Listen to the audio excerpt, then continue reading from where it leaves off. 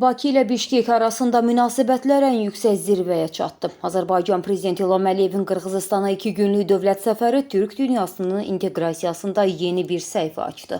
İstiqbolun füsunkar təbiəti qoynunda Çolpon Ata şəhərində keçirilən ali səviyyəli görüşlər rəsmi protokollardan daha çox iki qardaş ölkənin sarsılmaz birliyinin nümayişinə çevrildi. Səfərin ən yadda qalan və rəmzi məqamı ali dövlət mükafatlarının təqdim edilməsi oldu. Prezident Sadır Japarov Azərbaycan liderini Qırğızstanın ali mükafatı Manas ordeni ilə təltif etdi. İlham Əliyev isə öz növbəsində Qırğızstan prezidentinə Heydər Əliyev ordenini təqdim etdi. İki lider tərəfindən imzalanan strateji müqavilə isə münasibətləri rəsmən müttəfiqlik səviyyəsinə ucaltdı.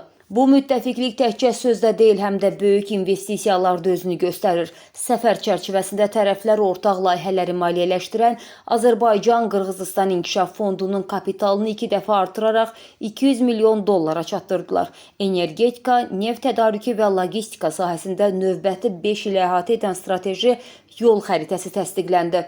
Səfərin ən rəngarəng və diqqət çəkən hissəsi isə Mərkəzi Asiya liderlərinin qeyri-rəsmi görüşü oldu.